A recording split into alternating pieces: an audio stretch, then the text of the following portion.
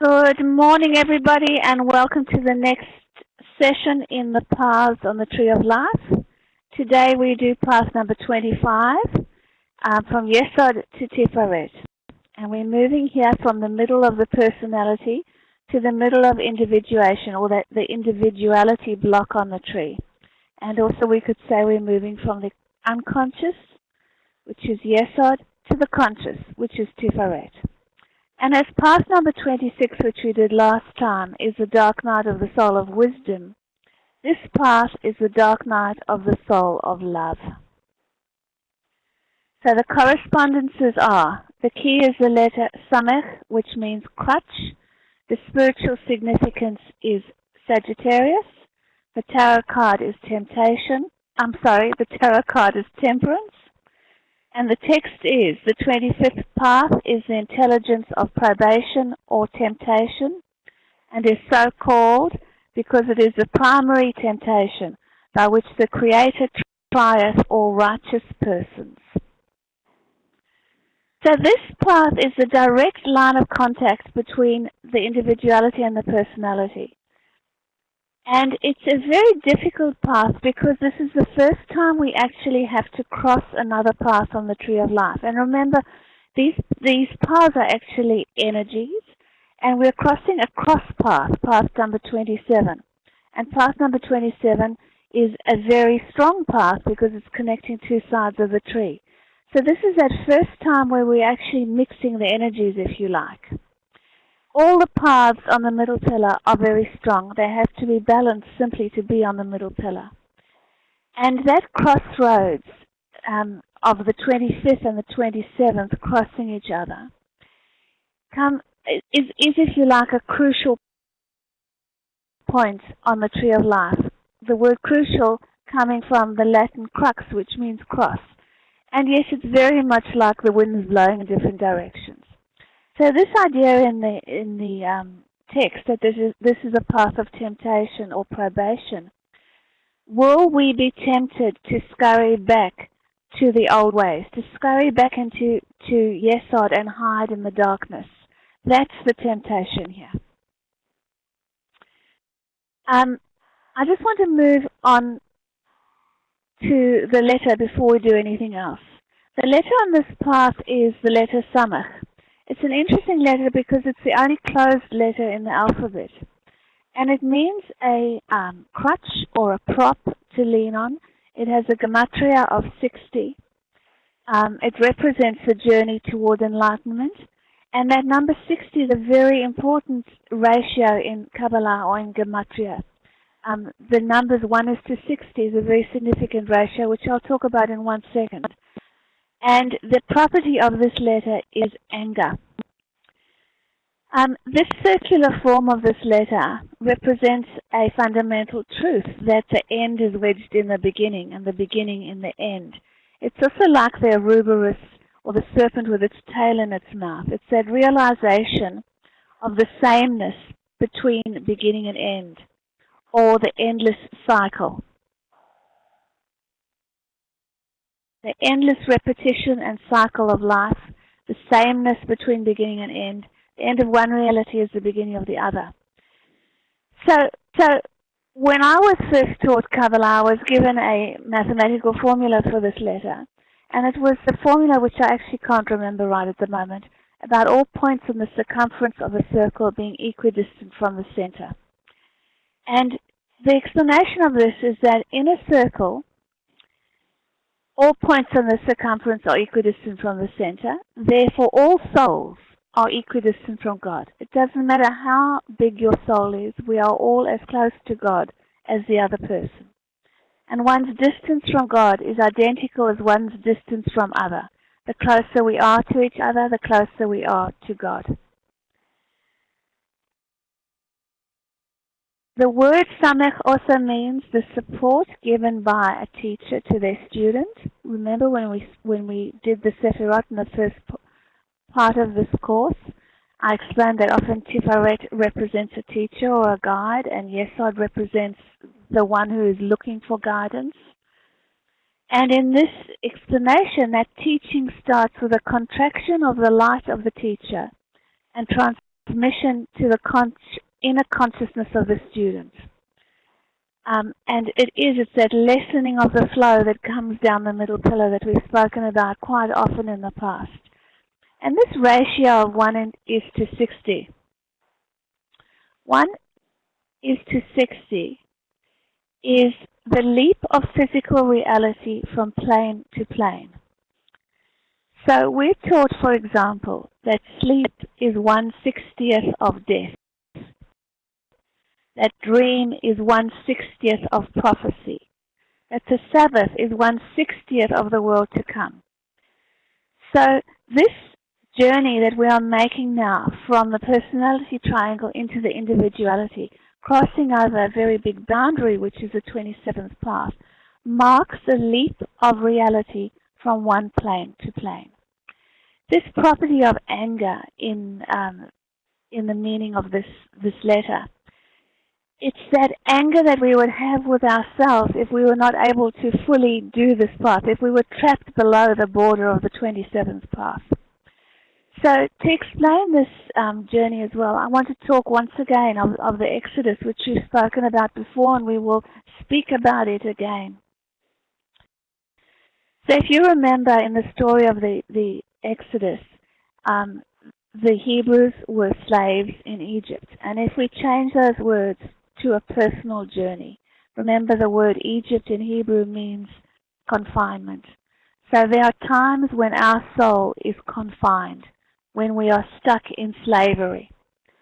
And there are times in our life where we are given the opportunity to escape from that slavery.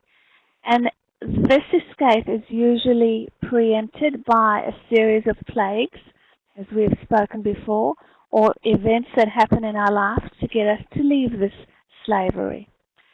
And the other thing that happens always in this journey is that there comes a guide or a teacher or someone to help us along our way. And in the story of the Exodus, that was Moses, a very ordinary, humble man, if you remember.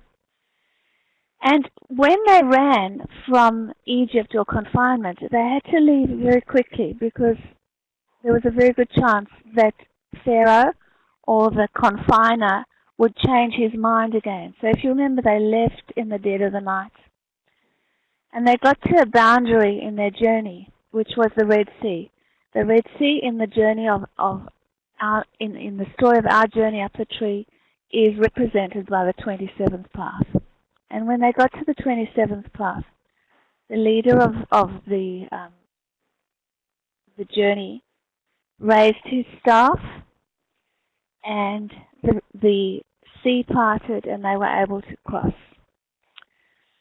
Well, this represents a stage in our personal, spiritual or psychological journey where we suddenly get it, and we don't want to stay in confinement anymore. And it's usually because we have someone to show us, no, it always is because we have someone to show us the way, but we suddenly just get it at that moment. And the path in front of us parts, and we cross the Red Sea. And up till then, this is the intelligence of probation, remember. Up till then, we can always scurry back into Yesod, and we can hide back there in confinement. Once we cross path 27, the sea, the Red Sea, will close behind us. And however much in our later years and years of journeying we would like to become asleep again, it is not possible because the sea has closed. So that is the beautiful myth that fits so perfectly on this path of this tree.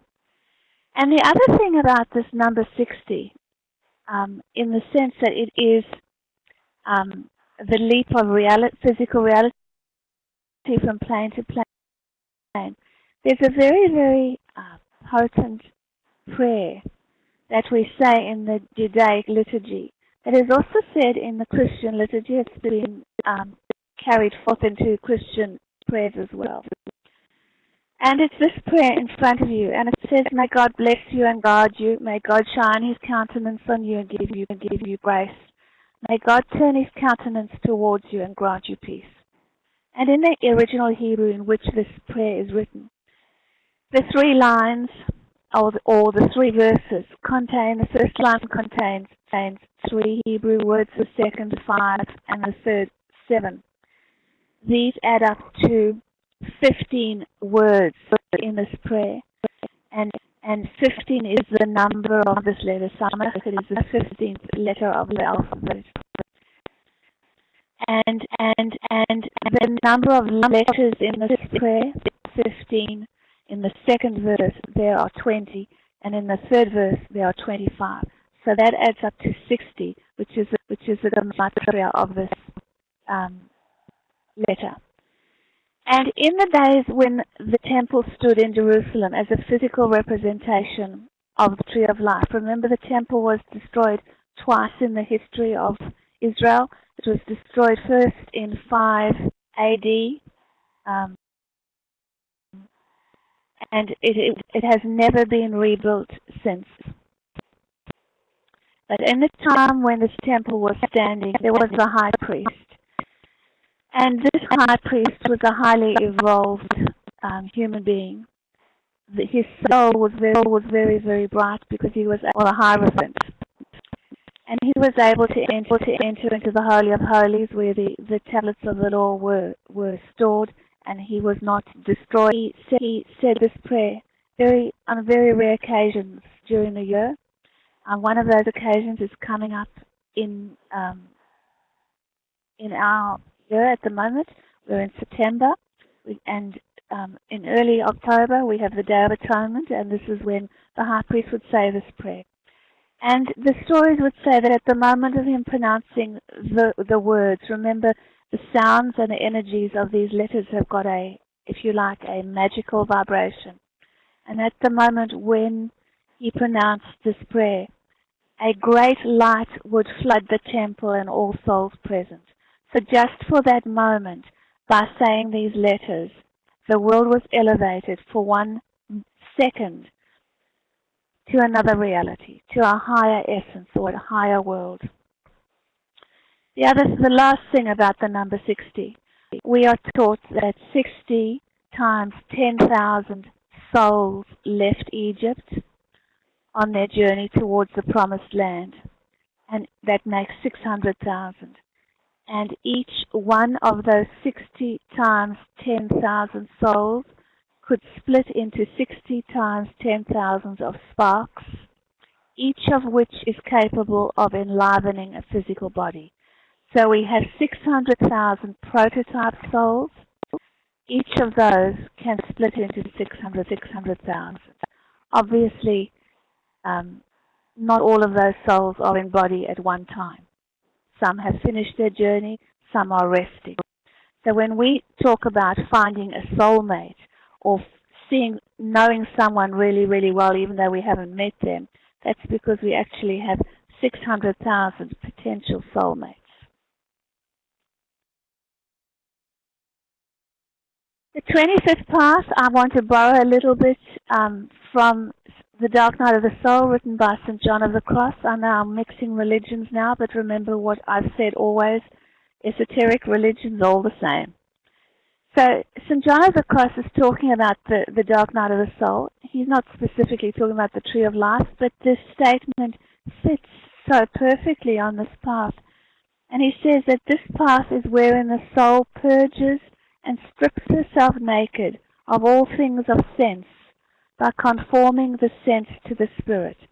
So what we are doing now is we're walking away from the mundane, from the malkut, towards the higher or spirit. We are walking away from the huge magnet of malkut that wants to keep us in the mundane, in the physical, and we're crossing over this border that we cannot return back. Remember. So to get through this dark night of the soul without help would be an achievement indeed. And this is another reason why self-tuition in spiritual work is not recommended in the early years. We're always taught that we need a guide or a teacher to get us to a certain point. And then we also need a guide or a teacher to say, go now and find your own way. Now there's something terribly important that you need to also understand. Obviously, there are tests on this path. Obviously, that's why there's a temptation to scurry back. But we're taught in Kabbalah that those people with little faith or belief or love will only have a little darkness to go through in their lifetime. But it may be extended over many years or lifetimes. Those people who are very spiritually evolved will have a short and severe testing. It is the spiritual virtues that cause the wound that only they themselves can remedy. So, number one, all tests of the soul are within the soul itself.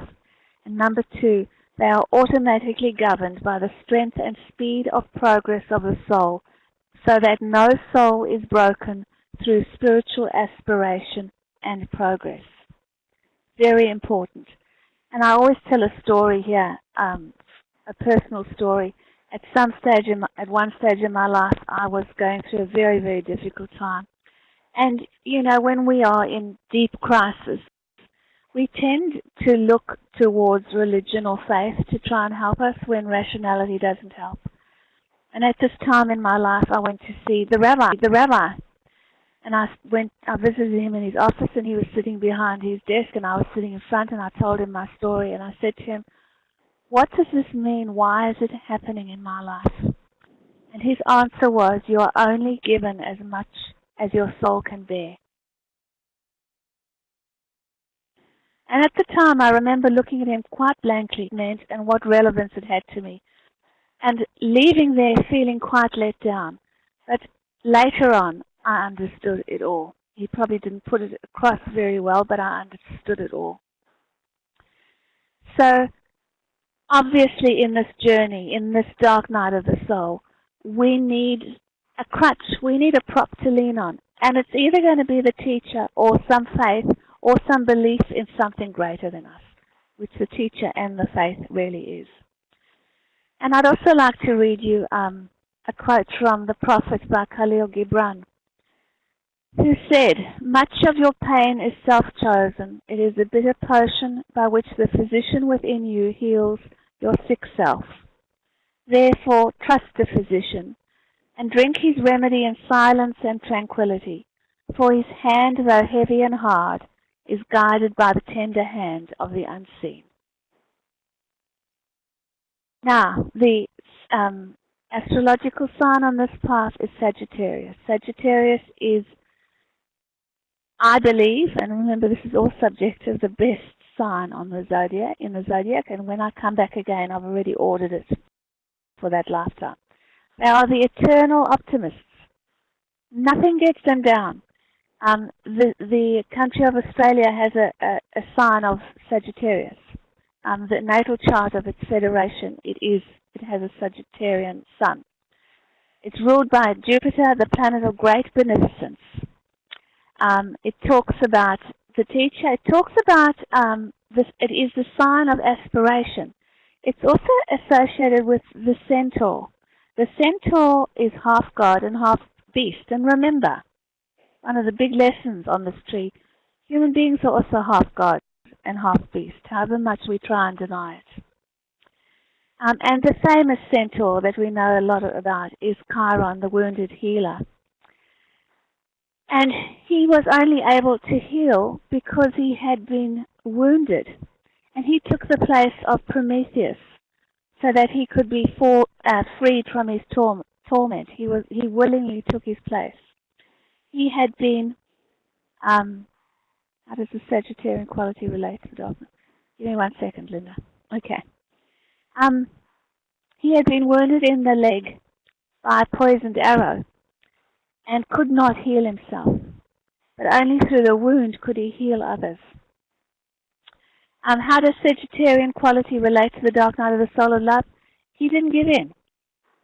You understand? He didn't, in inverted commas, die.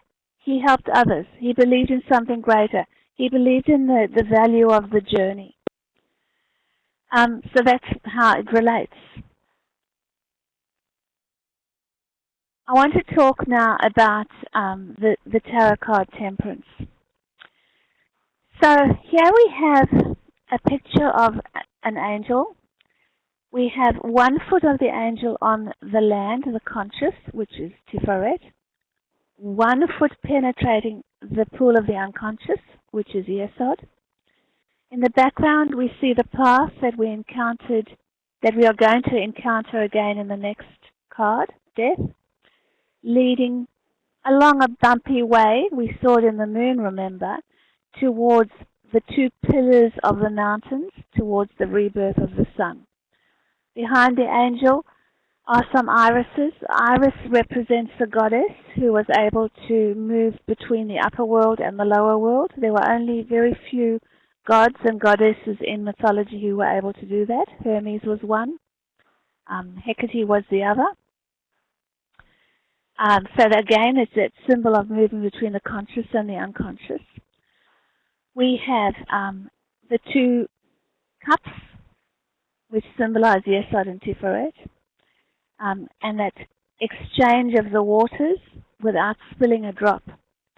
This archangel with the sun on his forehead showing the power of the mind is Raphael, not Michael or Michael, as sometimes said.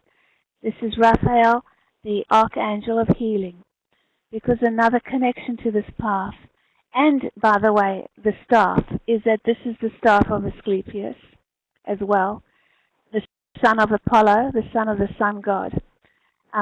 And Asclepius was the healer. Raphael is the healing archangel. It's often believed that people who have this as a life path have some form of healing energies. It may be emotional, it may be physical, it may be psychological. On the archangel's breast, we have a square enclosing an upward pointing triangle. The upward pointing triangle is always the symbol of fire.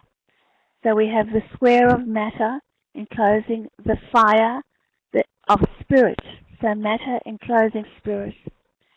Above that square, if you look very closely, what seems to be the folds of the garment is actually the 4-letter name of God.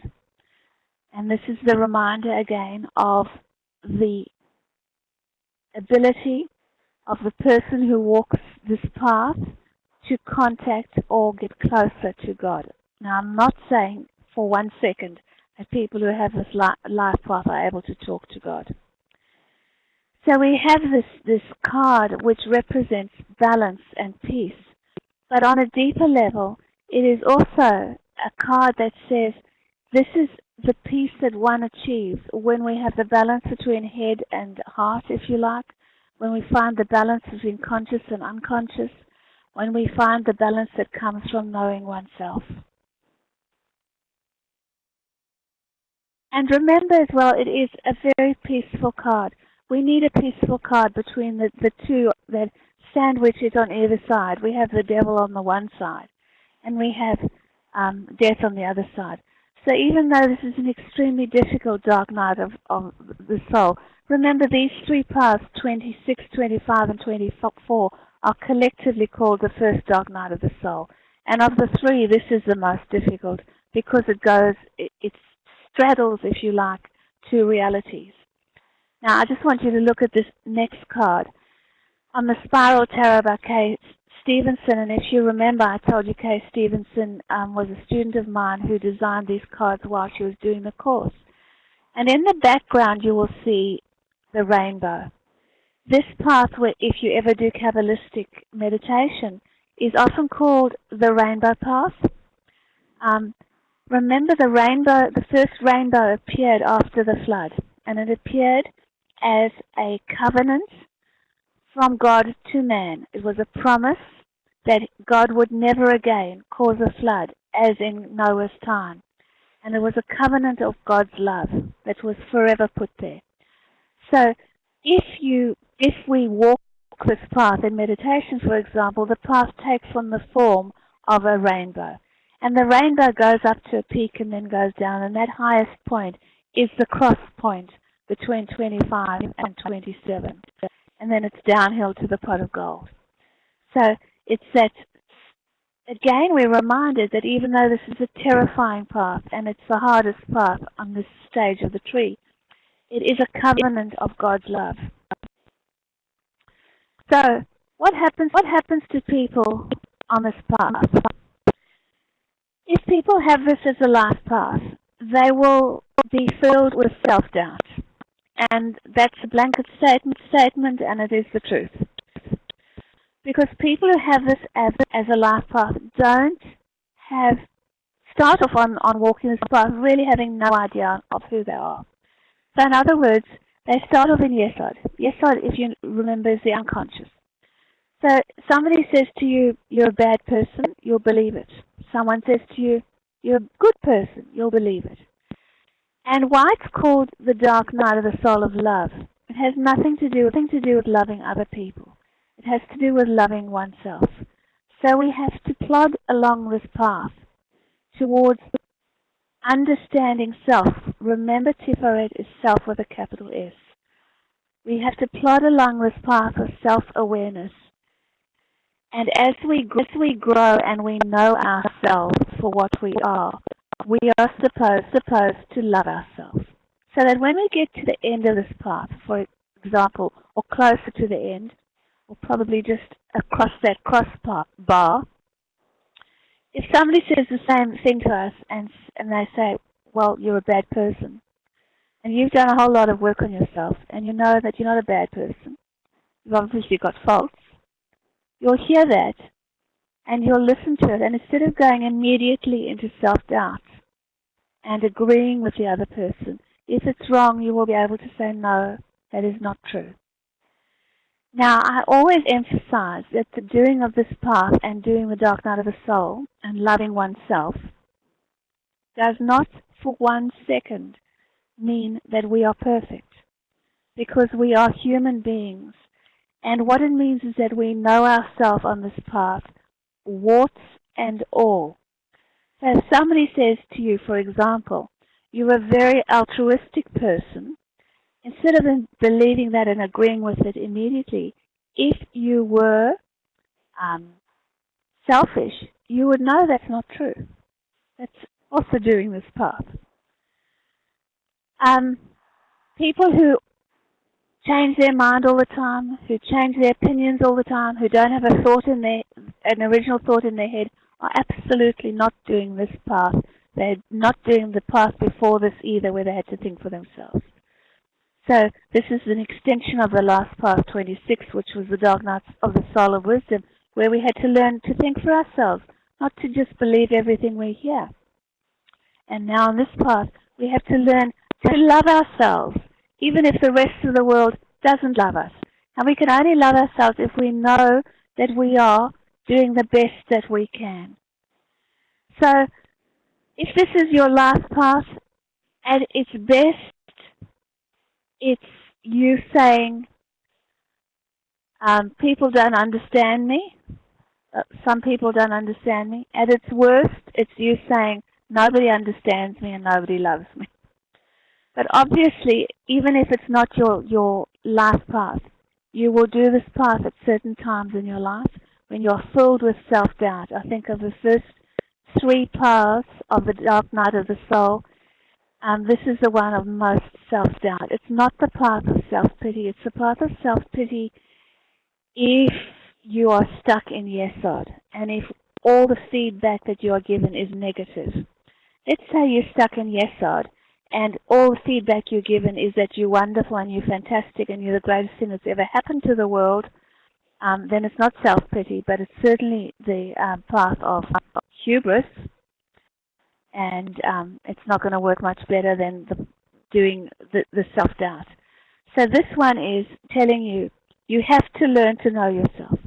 You have to be brave enough to walk out of the unconscious, which is Yesod, to take everything that you've dredged up from the pool and take it towards the light of Tipharet, to say, I need to understand all these things about myself. And there's a good chance, because it's the dark night of the soul, that some people or many people will not think or feel the same way as you do. And that's why it's the dark night of the soul. But remember, as we are climbing these paths and as we are learning more and more about integrity, remember, humility, and responsibility.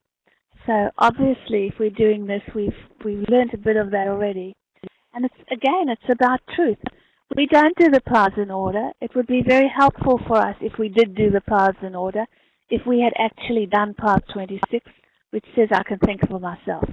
Then it's much easier to do this path to say I can love for myself.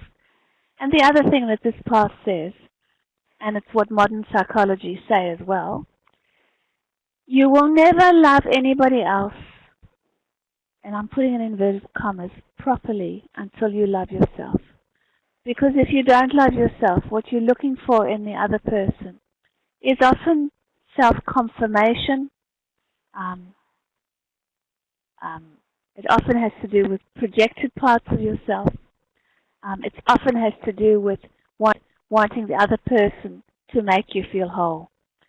So, this path, to summarize, is I am taking all the dark stuff that I've dredged out of Yesod.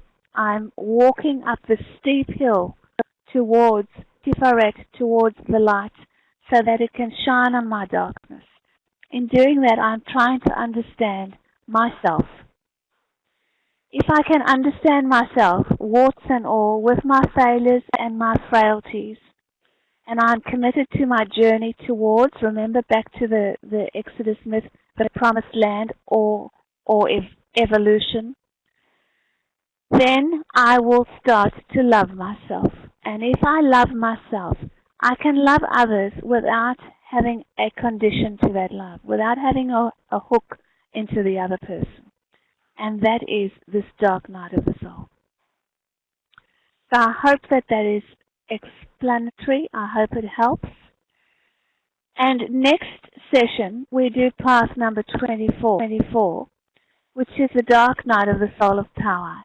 And that marks the last one in this, if you like, in what is called the first dark night of the soul. Later on in the tree, we do the second dark night of the soul. But these this first dark night of the soul is actually split into three, because on this part of the tree, we're not able to do all three of these lessons in one go. So thank you very much, and I will see you again next week.